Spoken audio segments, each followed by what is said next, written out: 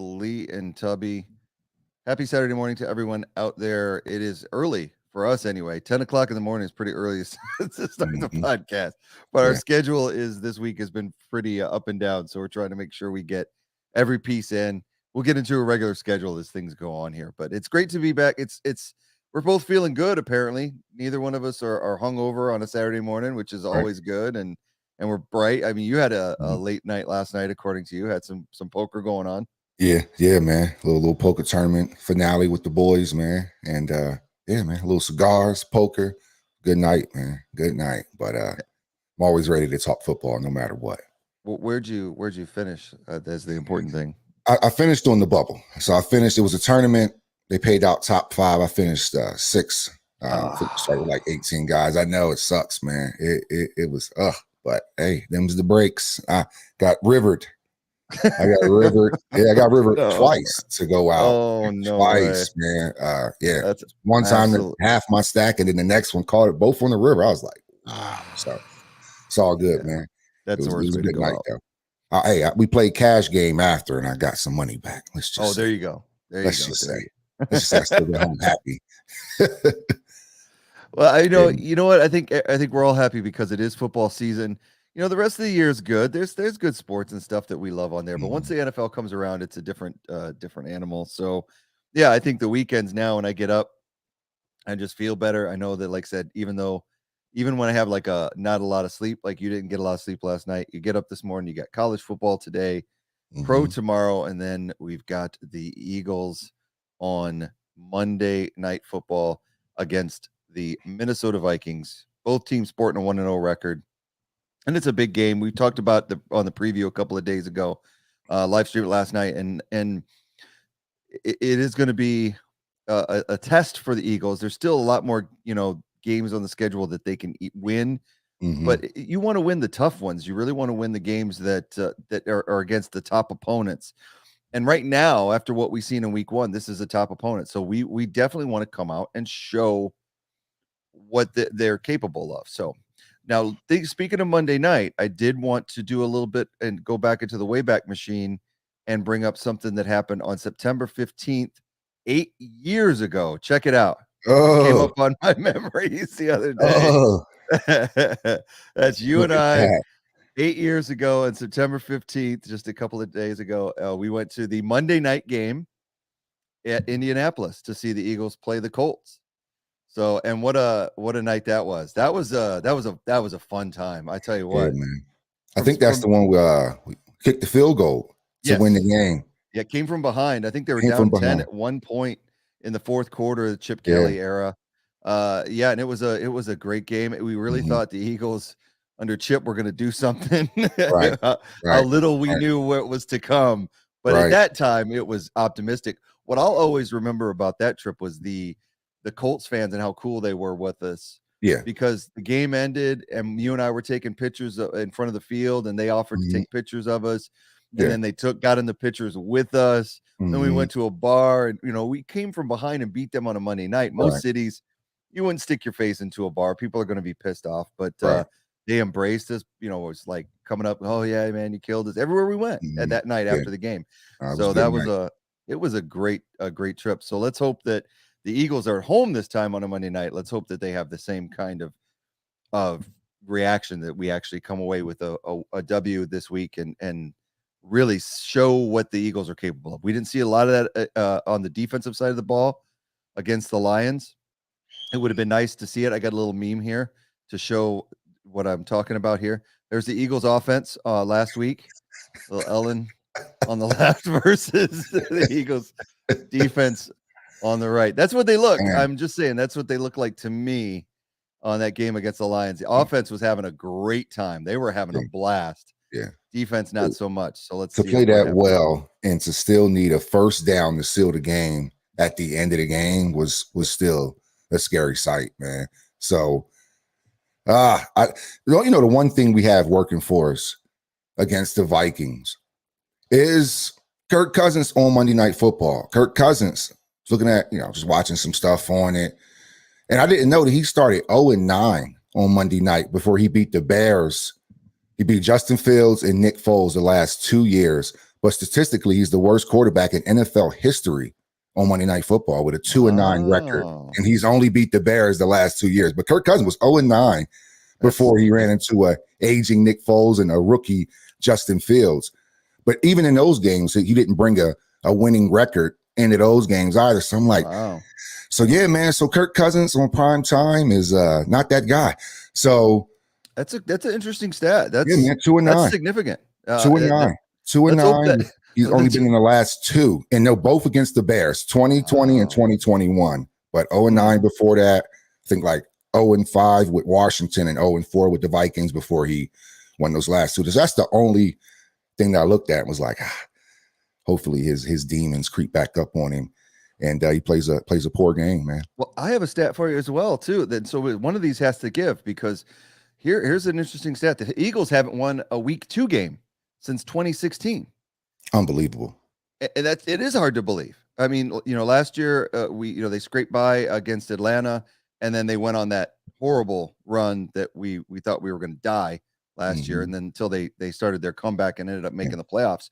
But yeah, in week 2, even the 2017 season where they won the Super Bowl, they lost to the Chiefs in week 2, and then went on that long winning streak, like I think 8-9 games in a row. Yeah. In 2017. So yeah, have not won a week 2 game. So either that's going to break this week, or the Kirk Cousins is going to, is maybe beat us, or the Eagles will break that streak. So I'm hoping for the latter. I'm hoping that it works out in our favor. I'm worried about that defense. We talked about it on the preview. We just talked about it just now, is that against the Lions, they didn't show up. The scheme is horrible. I think that the players have the ability to stop the Vikings. I honestly do. I think Slay can match up against Justin Jefferson, maybe not completely keep him off the scoreboard, but we have really good players on defense. We just have to put them in the right positions. You have Hassan Reddick, who is a great blitzing linebacker, and he didn't blitz once against the Lions. So that to me is a really a drawback on the coach. But we'll see right before we move into the picks and stuff. Yeah. One thing that I was watching, I think it's Reuben Frank on one of those shows, a long time Eagle reporter. And man, he gave a stat that I just couldn't believe. He said Miles Sanders has only had 3 games where he averaged less than 4 yards a carry. And that's something. So a healthy Miles Sanders has to get the ball. I'm not gonna harp on it too heavy, but unless he's hurt, he's good for 4 yards a carry per game in his entire career. So this is without, with only having 1 touchdown in 2 years, because that touchdown week 1 was his first since 2020. Wow. So he went all of last year without a touchdown. So Miles Sanders may be more important than we think. He just hasn't been healthy enough for it to click in our head and say, yeah, give him the ball. But yeah, man, statistically, 4 yards a carry or better is his average. So give him a damn ball. And I said that during the recap, is that at one point in the game when I was watching, it was fourth quarter, and I looked at my phone just to check the stats and saw he'd only had 10 carries. It was, midway through the fourth quarter, and he was averaging 6 yards a carry, and he'd only gotten the ball 10 times. And now, granted, they were scored 38 points in the game, and you spread the ball around. Each running back got a touchdown, but I want to see Miles out there. You're right. I want to see him out there. It showed our lack of running the ball consistently, like our, because Jalen was throwing the ball AJ was killing it, but maybe that's how the Lions even crept back in, because we have an offense that proven to run the ball. That's a time killer. So we don't need all those 3 and outs, man. Run the ball a little bit, let our line push, and let's move forward, man. Yeah, so, and we talked about it with Sirianni, is that he hasn't changed much from last year. He tends to not know how to manage games at the end and run out that clock.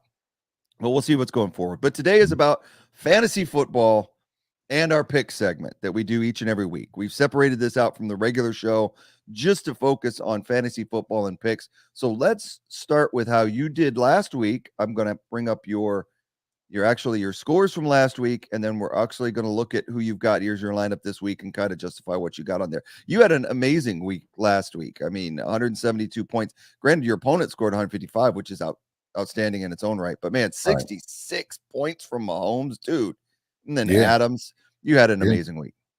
Yeah, man. If you look, White Rhinos, who joined us for the draft, I had him first week. We talked about that, and he got his projection. He got 2 points, more than his projection. So he was right there with what the system thought he should have, the points he should have picked up. But Patrick Mahomes was the difference in that weekend, as you can see, 66.9, and Devontae Adams and Saquon with that really big run. So I had some really.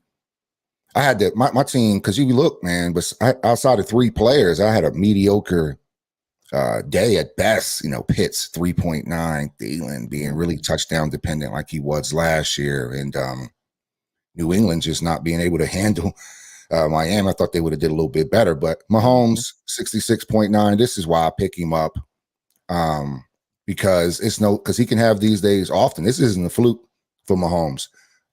So yeah, man, that's what carried me through last week. And this week, yeah, man, Mahomes is a little bit under, but hey, I'll still take, 31 points, man, for my quarterback anytime. I'll take 31 points for my quarterback absolutely anytime. Yeah, he kind of underperformed. That was a great game on Thursday night, though. Yeah. I mean, Chargers let that one slip. They really let that one slip. They had control of that game, and I think once Herbert got that rib injury, things start really change the dynamic of that game. And it's crazy how that happens when you get that one injury and then they fell apart. So Mahomes was actually able to. I don't think his numbers were that good until near the end of the game. So you were probably biting. The pick six. The game was close all the way because the pick six put them up.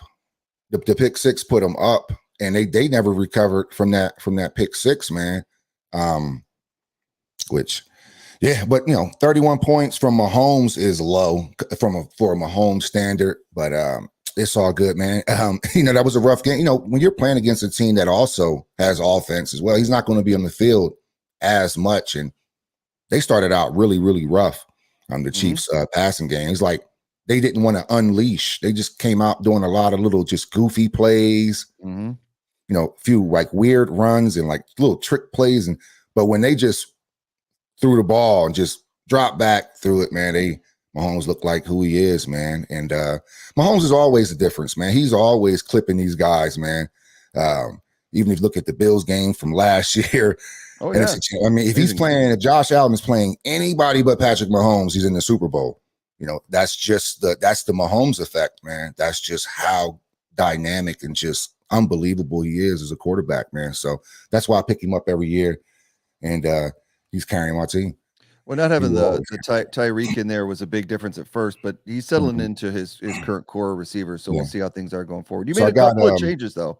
You put Kirk in there for more, Yep. So I put Kirk in because Kirk had a, with that big contract, I wanted to start him over Thielen, and I went against my better judgment. But this week, I got going with Christian Kirk.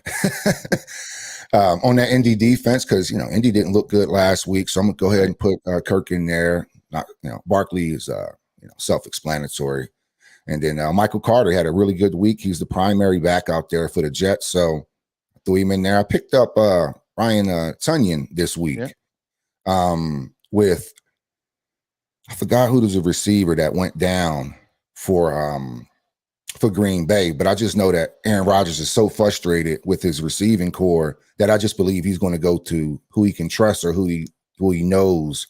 That's why I picked up against the Bears. After that 3-point performance by Pitts, you're kind of down on him right now. Right. I just want to take a little more look. I just want to see how Pitts does a little bit. I just want to see if he can catch a rhythm first, because in that game with New Orleans, I thought he should have had more, but he had a lot of targets that game, so that's still always good. And then I have Adam Thielen. And the only reason why I have Thielen in is because he's playing the Eagles defense. And I know they're going to just sit back, and he's a possession kind of receiver now. That's kind of how they have him now out there. It's like a possession receiver, gets a lot of red zone touchdowns.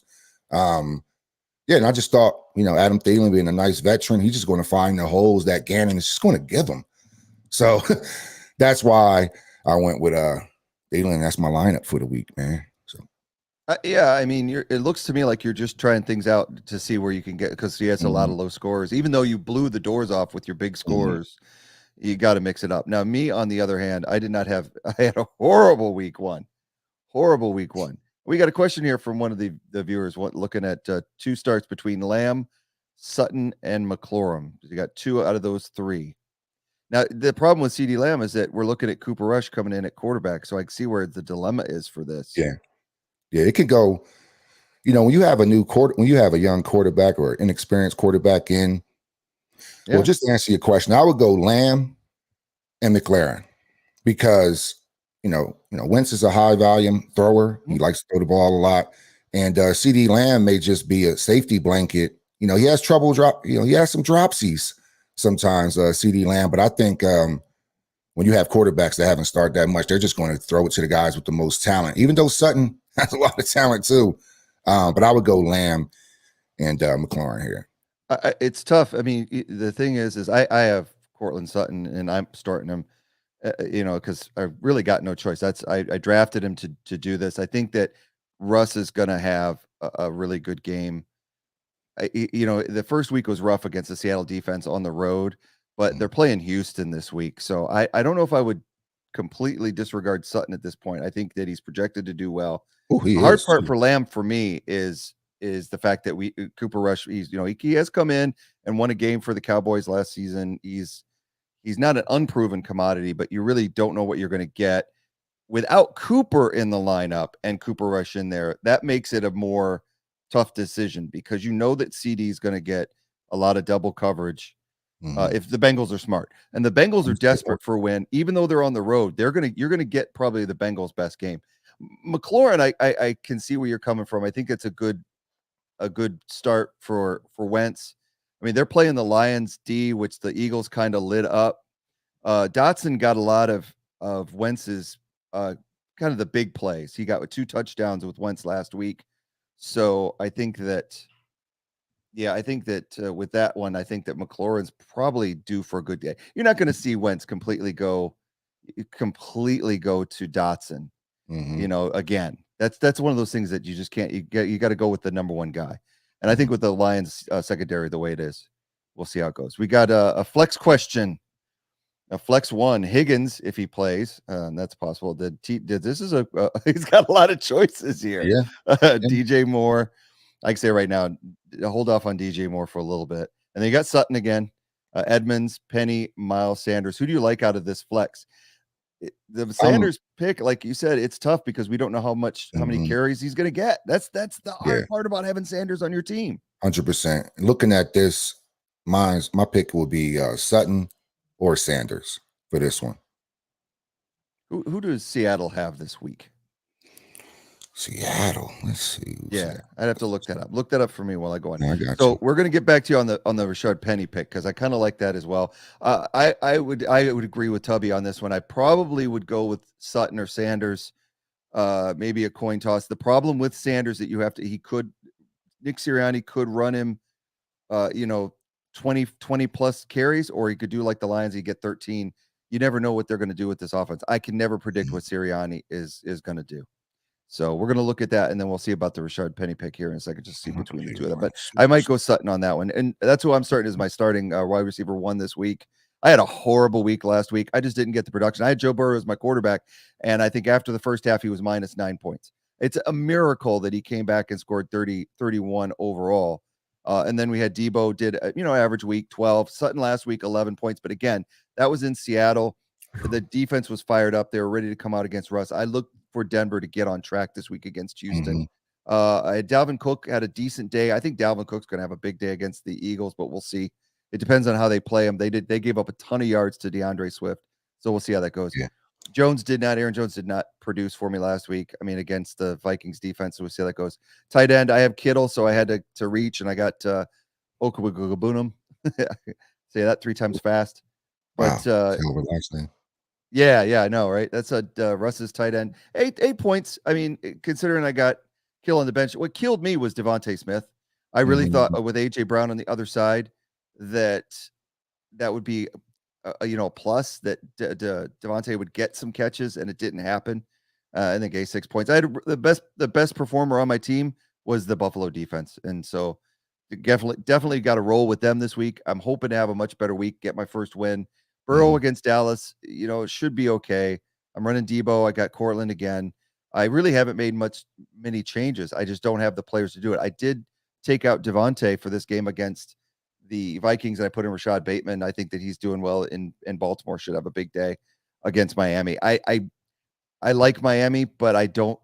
I think that their time of possession is kind of going to be low. It's going to give Baltimore a lot of chances at home. So I'm going to go with Rashad Bateman. So pretty much running the same lineup. Other than that, Yeah, man. That's yeah. Besides, I just never know. But Russ goes to the tight end a lot, man. So it's just really no telling what type of day. Um, yeah, it's no. I mean, the Broncos. I think the jury is still out on them. So it's like, man. Only thing, but Russ does go to the tight end a lot. Yeah, man. And what's that? SAR, you're welcome, man. Hey, stop by anytime, man. We're doing this, and come by and get your fantasy football advice, man. We're here for you. Yeah, man. I So think it might be Seattle plays Caesar. I San think it might be Francisco. Caesar, even though it's Cesar. I Caesar. think it's Oh, Caesar. okay. I would Okay. guess. I would guess that. But yeah, Okay. but thanks for It's already stopping got by a and Z. yeah, It's already be a Z, isn't it? Like CZAR. Anyway. I don't know. So I think Seattle's Caesar. playing San Francisco this week. So Rashad Penny, Yeah. he's the primary back, but the Niners normally bring it. But Penny wouldn't be a bad start either, honestly. Yeah. But I would go with Sutton for sure. I just think it may be there. Like you said, Sutton or Sanders, but the tough one is the unknown with how many Sanders. You're gonna it's a boomer bust pick with Sanders because he could go off with that offensive line. I don't think if Sirianni ran him 20 plus carries a game, I think Sanders could have big numbers against the Vikings. I really do, despite of their defense. But your safe pick is probably Sutton against Houston, even though Houston kind of matched up with Indy. I think Russ is going to have a game. I think this is going to be a breakout for him being with Denver, being at home, and being able to take on kind of an inferior opponent. So if you need any more fantasy advice, we can talk that the rest of the way. But right now we're going to get into our pick segment. We are in a pick'em league with a bunch of other guys, been doing this for years. So we always talk of our picks against the spread. We do all the picks against the NFL and 3 against college. Last week was week 1, and there's our standings right now. You could look for me down here. So you don't come to me for your pick'em advice. I'll tell you that much. No, well, last year I finished 3rd in the league, so I had a rough start last year too. So I'm you just got to get your feel for it. But there's Tubby, his real name there, Bird, at minus 40. Basically, it's 10 points for a correct pick, minus 10 for incorrect, and you get a lock of the week, which is worth 20. So you can see how that's worked out. Most of the players in the league are at even or worse. We only had 4 players who actually did well and picked in positive numbers in the league. So it's the first week.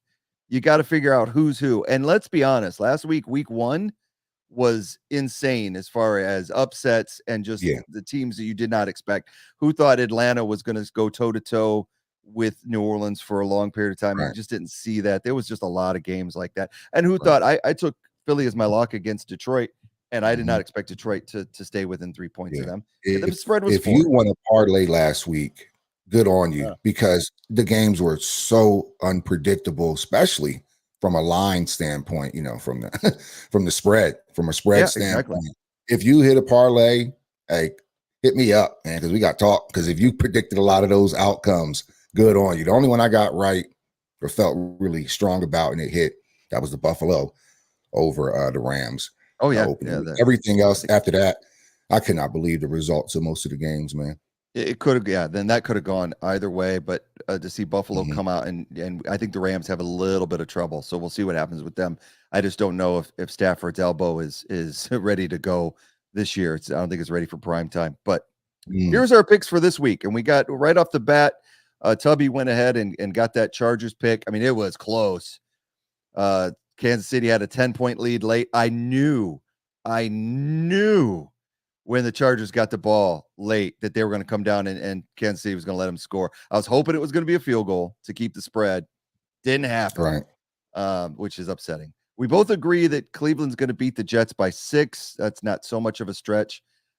We differ on the Washington game. I've got Detroit beating Washington in Detroit, and you've got Washington covering that 3. Why is that? I think because I think they could run the ball well with Gibson, and I think they have McLaurin. Logan Thomas is a sleeper at tight end, and I just think the Eagles let the Lions back in. I don't think it was the Lions they weren't impressive at all. Like I said, Golf is going into the middle of the second quarter with 6 passing yards. Right.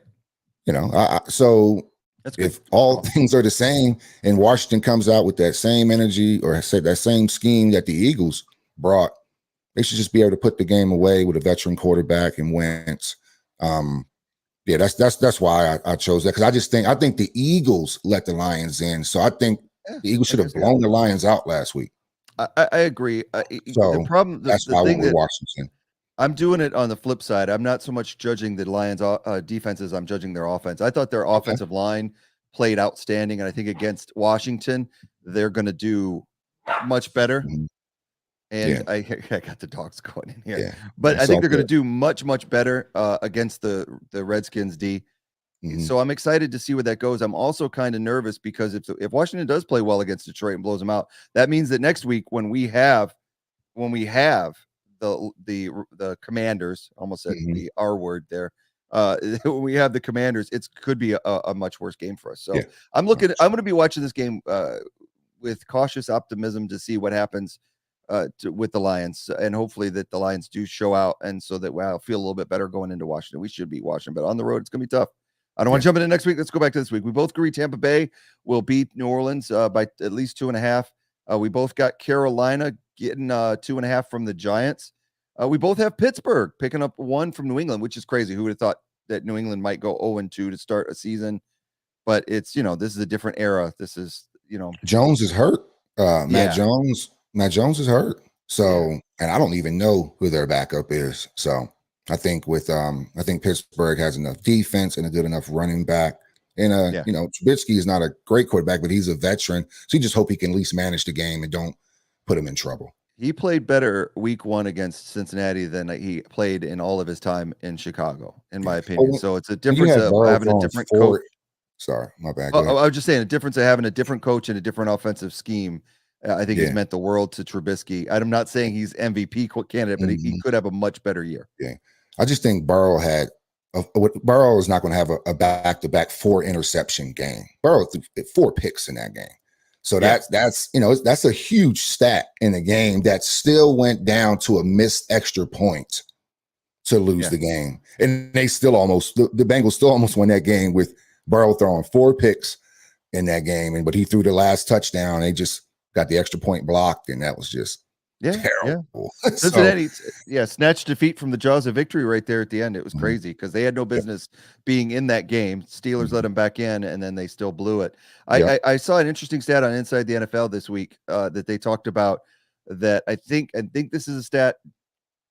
Correct me if I'm wrong, but I think it was the quarterbacks that did not play in the preseason went 2-8 in week 1. And Burrow was one of them. Because it makes sense. They looked like they were there was a lot of rust.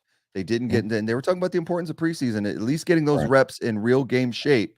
You can protect your players, but man.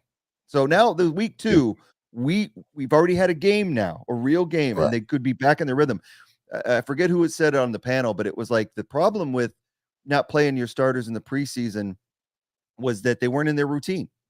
They weren't in their set routine. They weren't in their game routine. So they come into this week and they're not in game mode. And I think now we're going to see that. So let's see what happens with the rest of the way. So week 2 can be almost an exact mirror opposite of week 1 as far as who we think is going to win. But we'll see how it goes on. So let's see. We talked about Pittsburgh. After that, we differ on the Indy Jacksonville game. You've actually got Jacksonville at home beating Indy. I got Indy taking them by 4. And I'll say why I do it. It's basically because, again, week 1, Indy should be a much better team with Matt Ryan. Taylor should have a much better game. Jacksonville is Jacksonville. I don't think they're ready to compete. I think, to me, when we talk about the Lions and the Commanders, I think that game made Washington look much better than they were when I watched it. I thought that Wentz had a decent day, but it's Jacksonville D, man. So why did you take Jacksonville over Indy? I took Jacksonville because I'm thinking, man, at some point, Trevor Lawrence has to have a game. I mean, imagine this being in the second season with a Super Bowl winning coach. You got Travis Etienne. You have Robinson back. This year you paid Christian Kirk. but there's still like no hope that this team can win. I'm just like, man, I just think they have the talent and eventually it'll come out. I think Doug will put together a good game plan. I thought Indy looked really weak. I thought Ryan looked really bad last week. Okay. Yeah. Yeah. So that Makes was sense. really my reason, man. I just think, and it's mainly the point spread too. I think Indy may still win, but it may be by a field goal if they All right, field do. goal. Yeah. That's a tough one. So it's With the just that 4 points is tough. 4 point spread. Maybe if it was a straight up pick 'em, I may have leaned Indy, but I think in the close game, Jacksonville can Gotcha. win it. Makes sense. All right. So then we got Baltimore 3.5. Miami, we both agree Baltimore should cover that. We both have Atlanta getting 10.5 from the Rams. Again, I think the main reason is that Atlanta looks better than we thought they did. And then San Francisco, I'm sorry, the Rams with Stafford's elbow look rough. Real quick, we got another fantasy question. So we're going to break into our picks and look at this here real quick. We've got Dirk K looking to start 2 wide receivers, flex 1. And they've got Deontay Johnson. You got T. Higgins, Waddle, and then he's got a wealth of receivers there. Judy, and then Penny and Etienne. So start 2 wide receivers, flex 1. We talked a little bit about Penny against the 49er defense. I mean, he is going to get his carries though. Do you like Etienne this week? I'm not sure what he had. We only seen one game of him. Remember, because he didn't play all of last year. He got hurt in the preseason. So the jury's still out on him, and he's splitting carries with Robinson back there. So my go-to wide receivers would be Judy and Deontay Johnson. I'm sorry, Waddle. Excuse me. Judy and Waddle would be my starters because Waddle. You see his little Waddle touchdown last week. Yeah, that was dope. I think he has one of the dopest celebrations. So man, I would go Waddle and Judy as my starting wide receivers. Because you see Judy last week had over 100 yards, that one big 67-yard play. And then I would probably go T. Higgins in the flex until we see what Penny and Etienne is going to do. Saint Etienne, that's a city in France. But anyway. I watch French football too, man. So I actually see Saint Etienne all the time. Watch everything. I do, man. I do, man. So that would be, so to answer the question, Waddle, Judy at wide receiver, and I'm going I will go Deontay Johnson for my flex. Okay. Yeah. I like T against Dallas. I'll throw that in there only because number one, Cincinnati with the rough loss last week. I expect Burrow to play much, much better. I think Chase is going to get stuck in the lockdown corner mode, and then that could free T up against a kind of a not so decent secondary of Dallas, where I think that T could go off. There's an opportunity there. So I agree with you on everything but that. I think T is somebody to look at though. So I hope that doesn't confuse you too much, Dirk. But we'll go with Tubby's picks for right now. So let's get back into the picks for week 2, going back against the spread. I'm noticing that we did pick a lot similar this week, so that's interesting. Like I said, we both got Atlanta getting 10.5 over the Rams. We've got Seattle. You've got them covering the 10 over San Francisco, and I've got San Francisco winning by 10.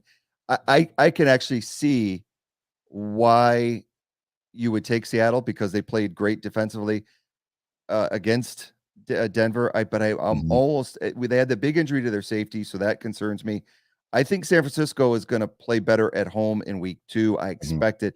Their defense alone should be able to carry them. So I'm taking a chance with the 10 points. Normally, the 10 points would be too much for me. I know. So am I correct in assuming that's why you're taking Seattle? And that's really all it was. It was just I think they'll lose by maybe 8. It's just the spread, really. I think San Francisco is definitely going to win the game. But, I just got a gut feeling that Seattle may be able to cover. Gotcha. Maybe be able to cover that 10-point spread. If the jury's still out on Trey Lance. They're still starting a young quarterback with his second, third start, maybe. So I'm just like hoping that Pete Carroll can kind of scheme and put together a good game plan and at least slow him down, just like he did Russ. They slowed down the Denver Broncos last week, folks. That is no small feat. 3 fumbles at the goal line. That was due to hitting. They just, 3 fumbles at the goal line. That means that defense is really sticking their nose in there and they're really confident, man. And the Broncos have 2 really good running backs in Williams and oh my goodness. Melvin. Oh, Melvin Gordon. Yeah, yeah. Melvin Gordon. I mean, Yeah. those are two really good running backs with Williams really coming on late Right. last season, and now he's looking like the primary guy. So I don't think it was a small feat to beat Denver Broncos with Russell Wilson, with Cortland Sutton, Jerry Jeudy, and the two-headed monster back there, and they still slowed them down and made them look pretty mediocre at times. So that's why I'm going with that, along with that big old 10-point spread. Yeah, it makes sense. You know, I wanted Javonte Williams in fantasy this year in the draft, and I just missed him out by one pick. And now I'm kind of like glad I didn't get him, only because Gordon's playing a lot more than I thought he was going to play this season, because he's been kind of up and down where his age and He his hasn't been healthy. injuries. Yeah, yeah. And so I'm surprised. So if you're a Williams owner, that is tough to deal with right now, because Gordon is vulturing a lot of picks, and he played really well against Seattle. All right, so let's move on to the next one. We both have Cincinnati beating Dallas. Now I'm going to assume, since you put a D in, that you got Denver covering the 10 against Houston. Oh yeah, my bad. My bad. Yeah, that's okay. Yes. It's all right. Yes. I didn't even notice that until just now on your sheet. You marked a D, but I'm figuring that Mhm. meant Denver instead of favorite. Yeah. And it's kind of funny. I think this is a reverse of what we talked about with Seattle, is that I'm taking Houston just to cover the 10, even though they're on the road. It's the same deal. Now, Houston played well against Indy. I think that it's just one of those games where I think that I'm going to wait to see what Denver does in this game before I start picking them. So maybe I should have taken Seattle to cover as well and covered both 10-point spreads. But sometimes you Yeah. don't think about these things. A lot of times when there's double-digit spreads, I Mhm. would just take all the unders, because the odds of them all covering, or even 50%. So you're trying to be smart. So I think I Right. might have made a mistake with that Seattle one, but it's Hey, too late to change we won't now. know until next week. No, we won't. So hey, No, we won't. you never know. It's been a weird season, man. So yeah, I just think Denver can really put it on Houston this Gotcha. week, and that's just really it. I think they're going to win by about 20. Actually, I think they're going to blow them out. Well, They're then gonna that's blow why 'em out. that if you've got Courtland Sutton, you better be starting him, and Jerry Jeudy or all those guys, because we'll see who gets the points, the fantasy points from us this week. That's because if Mhm. they're going to play Houston, that's definitely a start. Let's look at the rest of the picks. We've got Las Vegas. I've got them not covering the 5.5. I think Las Vegas will win by a field goal. I think Arizona isn't completely done, so I think that I was going to take them to cover that 5.5. Mhm. And you've got Arizona getting beat by at least 5.5. So see how that Yeah, goes. man. I just think Vegas at home, coming off a loss last week. I think they'll bounce back. Arizona, they don't have their top guys. Hopkins is still suspended, and Brown just got there this year, so they're still working through it. I know they went to college together. I get all that, but they're still working through it. And yeah, I just think I think Las Vegas is going to have a nice bounce back game against All right. Arizona Sounds at good. home for sure. We both got Chicago covering 10 at Green Bay, which I think is odd for obvious reasons. Green Bay does not look like Green Bay. After that, I've got Tennessee covering 10 at Buffalo. I do think Buffalo will win. I like Tennessee. I like a lot of these teams in week 2 to kind of have a better game than they did week 1.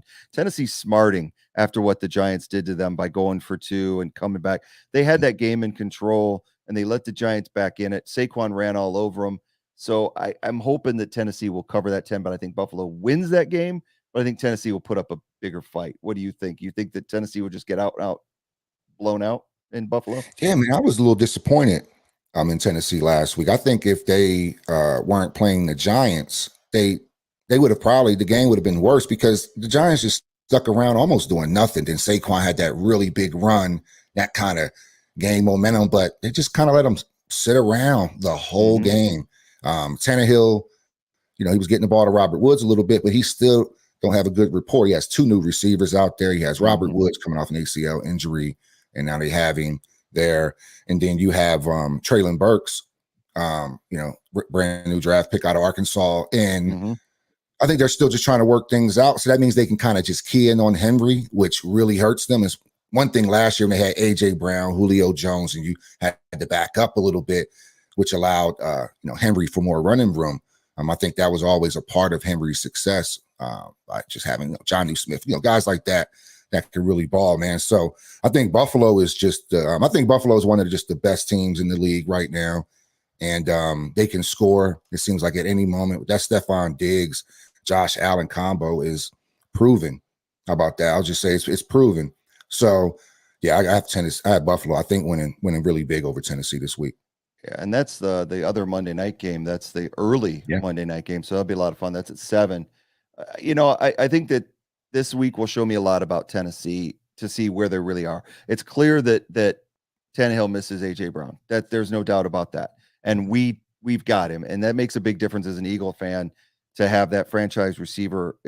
It affects the wins and losses quite a bit, affects morale, affects your confidence. So we'll see a lot from Tennessee on that Monday night game. And speaking of the other Monday night game, that's the big one this week is the Eagles fans. Philadelphia given 2.5 to Minnesota. You are taking the Eagles. I am taking Mhm. the Vikings, and Yeah. we know why. We know Mhm. why I'm taking the Vikings. Yeah, It's man. it's it's one word. It's Gannon. One word. Mhm. Jonathan Yeah. Gannon in his defensive scheme until he consistently, because last year he played a couple of games where he blitzed and played press Mhm. man, and mixed it up on defense. But until Jonathan Gannon, defensive coordinator of the Eagles, consistently puts pressure on opposing offenses, I I'm going to have a hard time taking the Eagles Mhm. in any situation. I hope they win this game. I know they can win this game, Mhm. but I can't pick them. And honestly, that's Yeah. my lock of the week is Minnesota beating us this week. Yeah, man. If I'm being perfectly honest here, I was gonna hit you up and say, hey, man, I don't want to be different in the league, but I don't even want an Eagles line on my spreadsheet, man. That's so hard for me to pick do anything weird with the Eagles. So Yeah. I'm gonna tell you right now, no matter where the Eagles are, no matter who they are playing for the remainder of the season, you can lock it in. I'm going to pick the Eagles no matter what. The rest, it doesn't matter. The spread, it doesn't matter.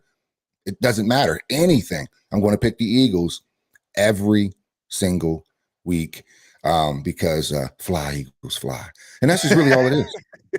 That's all it is. Every week you can expect me to pick the Eagles on the spread line. It has nothing to do with my bias towards Yeah. being an Eagles fan. Well, it's funny. I'm going to be picking against the Eagles probably most every week, and for the exact same reason, is that it's that damn football superstition that we all get into, wearing the same Mhm. jersey, sitting in the same spot. I had a friend of mine. I don't know why I have so many Cowboys fans as friends, but I have a friend of mine who's a Cowboys fan. He wouldn't leave his recliner for an entire game and sat in the same position. And he would be bursting and having to go to the bathroom, and he would not leave. And I'm not talking, he wouldn't leave at halftime, wouldn't leave in commercials Wow. until the game was over. And that's how ate up he was. And so when I pick games, I a lot of times I pick against the Eagles because I look at it this way. At the very least, I'll get the pick right if the Eagles lose. And that kind of it helps salve the Mhm. wounds when Right. I'm hurting. Okay, well, at least I got the pick right. It's not much, but it's something. And Right. and also I look at that reverse jinx thing where I have such bad luck. Like I consider Mhm. myself a connoisseur of football. I've watched football, constantly, hours upon hours, week after week since I was 9 years old. And I think I used to think I was pretty good at this as far as Mhm. Yeah. prognosticating, but Yeah. I have this luck thing that comes into play, like where anything Mhm. bad could happen, and I'm sure all the listeners will relate to that. Anything Mhm. bad can happen would. I switch my lineup in fantasy at the last minute, and the guy that I swap out ends up scoring 30 points. That's just Yeah. the luck factor. Yeah. So when I pick Yeah. against the Eagles, it's like I'm hoping that my luck will kick in and it'll be contrary to what I've picked, and the Yeah. Eagles will win. So I'm that's a silly I'm thing. So gonna don't stop putting judge our you. picks. Yeah. Those picks I'm are I'm gonna biased. stop putting a U or a F under my Philadelphia ones. I'm gonna just put FEF, Fly Eagles Fly, under every line now. It's just this There FEF, you go. FEF, Yep, there you FEF. go. I got you. Let's go. All right, so those are our pro picks. Oh, and so your lock is actually in the college for this week. So Yeah. we do 3 college picks every week, and they're usually the big top 25 matchups that are on the board. And there's some decent matchups this weekend. They've been talking about on college game day all morning. The first one is this Oregon at home giving 3.5 to BYU. I've got BYU. They just look outstanding, and Oregon, really, really struggled against Georgia. I mean, Mhm. struggled is probably an Yeah. understatement. So I'm Yeah. taking BYU in that, and you've got Oregon to win, and it's Yeah. your lock, which I Yeah, was man. I surprised thought about. so I lost a little bit of money on that BYU game last week. So I'm taking this Right. personal. Okay. Um, I thought I thought BYU shouldn't have won last week, and I think the Ducks are growing, man. They always, one thing the Ducks are always going to have is just really good athletes. People love going to that school now. I've been watching them for a long time. I'm not as heavy on college as I used to be, but I used to be right there in Autzen Stadium screaming my lungs out with my homeboy, man, that's from Oregon. So yeah, man, that's why I know so much about Justin Herbert. I'm like, he started Oregon since a true freshman, and he's from Eugene, Oregon, where the Ducks play. So he's an Oregon homegrown kid, man. But anywho, yeah, man, I'm just rolling with Oregon on this one. I think they should be able to beat BYU. I don't know. Last week, I didn't think BYU were that impressive. I just think I forgot who they was playing. I just knew I lost money on my parlay. Just damn BYU. So that was the only thing that was there with that, man.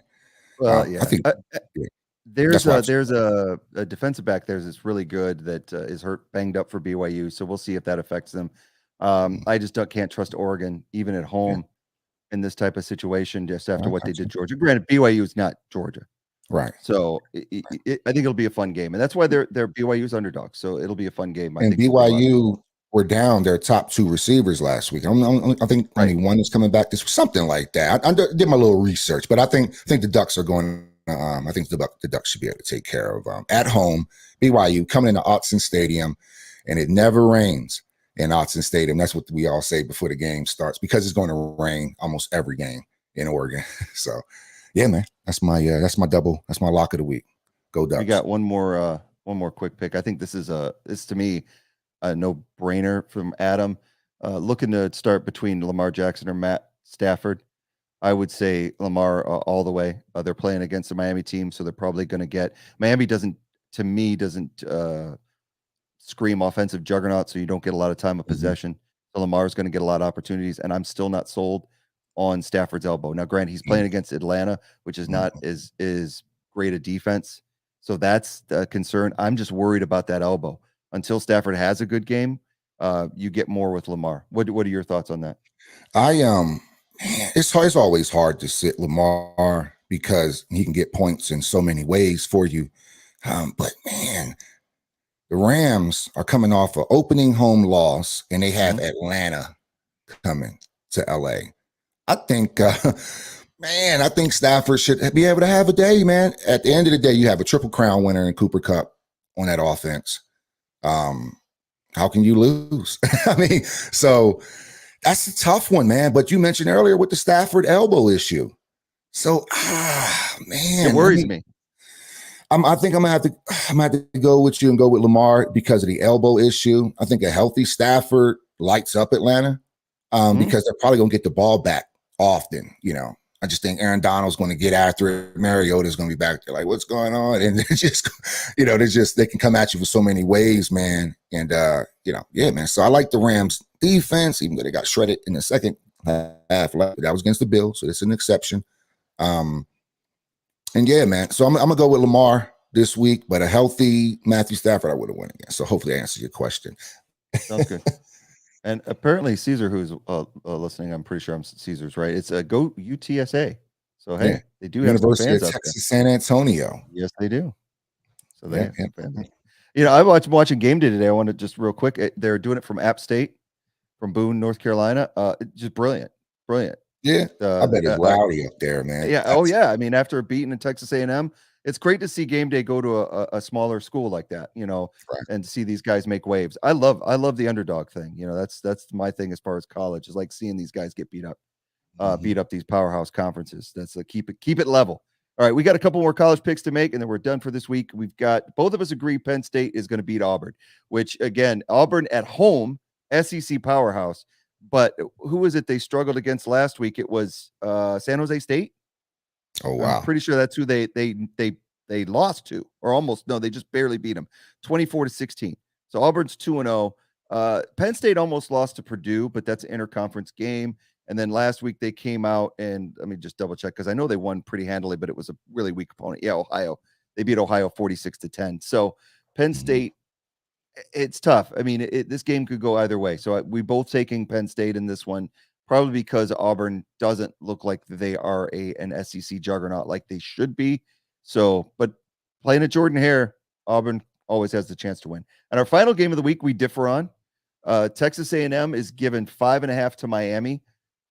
We all know what happened to Texas A&M last week. Losing to App State, just brought it up. Yeah. There's the reason why game day is at App State. So I'm taking Miami. I think Texas A&M has got a lot of issues, and Miami's is got a really potential to pull the upset this week. And you've got A&M. So why do you think A&M rebounds this week? I just think it's always, I mean, I say this, and Appalachian State walked right in there and beat them. But Texas A&M is just a place that it's always, College Station is just always a tough place to come in and play. I mean, they practice practice cheering. You know, the night cheers that they have at Texas A&M, they literally show up and practice cheering. But anyway, that's besides the point. But I just think, Jimbo is still a really good coach. I think he can have his guys, heavy recruitment out there at Texas A&M. They have the guys. So, Miami does as well too. But I like Texas A&M on a bounce back game against Miami. Yeah. All right. I really am going off of what I saw with App State, 17-14. Miami really hasn't played anybody. They beat Southern Miss, which is okay. But I thought they were impressive in that game as far as their being back. Ranked right now, Miami's ranked 13th and A&M 24th. It's a night game. It's like 9:00 tonight, so it'll be the late game. Be a lot of fun. So we'll see what happens. I'm going to take those points though. Is why I'm going to do that. So those are our picks for against the spread for week number 2. Let's hope I have a better week than I did last week, going -8. Ugh, it's horrible. Lose my lock. But at least the Eagles won. That's the salve right there. That's the salve of the wounds. I lost my double, but the Eagles won. So that's where you got to play these games. Play stupid games, win stupid prizes, I guess, in this. But that is how it works. So anything you got going on this weekend besides lots and lots of football? Yeah, man. Got a soccer game. I got to coach in about 2 hours from now. My last game of the season. My kids, man. Nice. Coaching my son's team, and it's our last game of the season. So I have that going on, and I work tonight. I'm up at a brewery. So if you're up at Jack's Brewery in Fountain, come by Tubby's. Come get you a cheesesteak, man. So that's what I have going on. That sounds good. I'm working on my studio again. I've been stuck in my dining room since my wife flooded our kitchen, and it flooded into our basement where my studio was. Luckily, it didn't damage any of the equipment, but today is the day I get to put everything back in and rebuild the studio, and I'm looking forward to it. I'm going to have the college football on the projector and ready to go, so it'll be a fun weekend. And then, of course, I'm actually loving it. I'll have 3 TVs up for the NFL tomorrow, and no Eagles, so I can not stress. I can just enjoy the other games and be able to watch as much as I can. I have Red Zone on 1, 2 of the other games on. That's my tradition. I love it. Make some steaks, got some ribeyes on the grill. I hope everybody else that out there has got something planned like that as well. This is what the season is about. Fall comes in. It's about cooking out and watching some damn games. So upcoming for the Eagles right now, we've got, like I said, Monday night at Lincoln Financial Field at 8:30. We got the Vikings. We've talked a lot about that this week. And then next week, we start NFC East play at the newly crowned or named Commanders and the former quarterback Carson Wentz. So we were going to have a lot to unpack on that game getting into that preview next week. So make sure that you join us for that. As far as our recap of the Vikings, we'll be doing that on Tuesday night, and then we'll be doing our preview of the Eagles and the Commanders on Thursday night. So join us for both of those. And again, we'll also be doing our fantasy picks. I think we're going to move that to Friday nights so that we can catch everybody on the weekend. We'll do our fantasy football and our picks against the spread on Friday nights. So we're getting into a schedule now. We're good. Yeah. I'm excited. It's another season. Let's keep going. Let's keep it rolling, man. Thanks to everybody who joined us today on the Where Eagles Dare podcast. We really appreciate it. And thanks for all your comments and questions. If you have another comment or anything you want to ask us, you can email us. It's on the screen right there. Lee.bird, that's byrd.eaglesdare@gmail.com. You can also watch us live each and every week. Just make sure you hit the subscribe button on Twitch, YouTube, or Facebook Live, and you'll always be notified when we go live, where that is. Because sometimes our schedule, like this week, it gets a little up and down. We don't know when we're going to go live. You can also, if you just like to listen to the podcast in your car, wherever you're at, around your house, we're on all major podcast providers. We are on Spotify. We're on Amazon Music. We are on Apple Podcasts, Castro, Stitcher, so many. And if we're not on one that you like, email us. Let us know. We'll get on that one too. So with all that being said, I'm going to turn it over to my boy Tubby for his final words of the week. As always, man. Appreciate anybody that stopped by today. Appreciate all the comments, like Lee said, man. And always stop back by Where Eagles There podcast. It's always fly, Eagles, fly. And go Birds. Beat Minnesota. We'll see you next week.